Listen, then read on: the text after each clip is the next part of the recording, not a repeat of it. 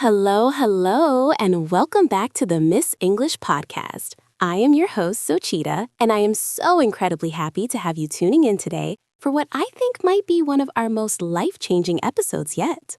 Hello, Sochita, and hello to all our listeners. It is a true pleasure to be back in the studio with you. The energy here today feels very grounded, which is perfect for our topic. It really is. Today we are diving deep into the power of not reacting. You know, Mr. Sarwin, I had a moment this morning where someone cut me off in traffic, and my first instinct was to honk and get angry, but I remembered our topic for today and just breathed. That is the perfect real-world example. It sounds so simple, right? Just breathing. But in that moment when your heart is racing and your ego is bruised, choosing not to react is actually a superpower. A superpower. I love that. Because usually we think power means being the loudest person in the room or having the last word. But you are saying the real power is in the silence. Exactly. When you react immediately, you are giving your power away to the situation or the person who provoked you. You are like a puppet on a string, and they are pulling it. When you choose not to react, you keep the strings in your own hands. That makes so much sense. It's like we are giving them permission to control our mood. If they are mean, we get sad. If they are aggressive, we get angry. We are just reflecting them instead of being ourselves. Precisely. There's a beautiful quote that says, "Between stimulus and response, there is a space. In that space is our power to choose our response." Our goal as humans is to make that space wider and wider. That space, how do we actually find it in the heat of the moment? Because for me, and I think for many of our listeners, the anger or the hurt feels like a sudden wave. It just hits you before you can even think. It does feel like a wave. The trick is to realize that you are the ocean, not the wave. When that feeling hits, the first step is physical awareness. You feel the tightness in your chest or the heat in your face. Instead of letting it out through your mouth, you observe it. Intrigued.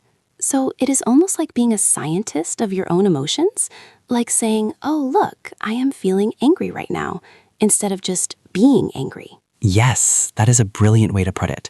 Detachment. When you label the emotion, you create distance from it. It loses its grip on you. And in that distance, you can ask yourself, is reacting to this going to help me or just hurt me more? I feel like I'm learning to breathe just listening to you. But let's talk about the workplace.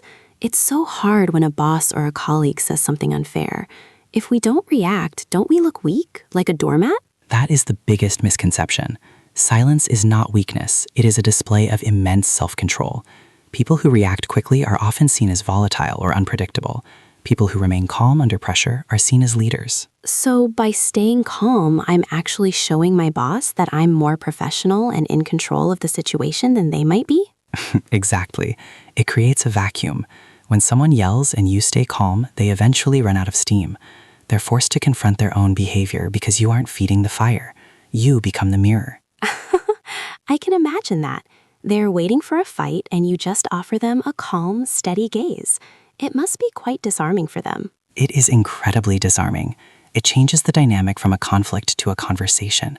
You can eventually say, I can see you are upset. Let's talk when we are both feeling more productive. That is power. Wow, let's talk when we are both feeling more productive? That's such a graceful way to handle it. It protects your peace and your dignity at the same time. Peace is the ultimate goal, Sochita. We spend so much energy on things that don't matter. If someone insults you on the internet or a stranger is rude, why let them live in your head for the rest of the day? You are right. I've spent hours replaying arguments in my head, thinking of all the things I should have said. It's exhausting. It takes away from my creativity and my joy. Compassionately, we all do it. But remember, every time you choose peace over conflict, you are training your brain. You are building a mental muscle. It gets easier every time you do it. I want to build that muscle. So for our listeners who are struggling with this right now, maybe in a relationship or at school, what is one practical step they can take today? The 5-second rule. When you feel triggered, count backwards from 5 to 1 before you say a single word. In those 5 seconds, the logical part of your brain has a chance to catch up with the emotional part. 5, 4, 3, 2, 1. It feels like a little reset button for the soul. It really is. And in those seconds, ask yourself, will this matter in a year? Most of the time, the answer is no. If it won't matter in a year, don't give it more than 5 seconds of your anger. That is such a powerful perspective. If it won't matter in a year, don't give it more than 5 seconds of your anger. I'm going to write that down and put it on my fridge. I have it on mine too. It reminds me that my energy is precious. I only want to spend it on things that grow me, not things that drain me. Warmly. Mr. Sarowin, thank you so much for this. I feel like my heart is a little lighter now. To our listeners, I hope you feel the same way. Remember, your silence isn't an absence of words, it's a presence of mind. Beautifully said, Sochita. Thank you for having me. To everyone listening, go out there and be the master of your own reactions today. Yes, take back your power, everyone. Thank you for joining the Miss English podcast. We love you, we appreciate you, and we will see you in the next episode. Bye-bye. Goodbye, everyone.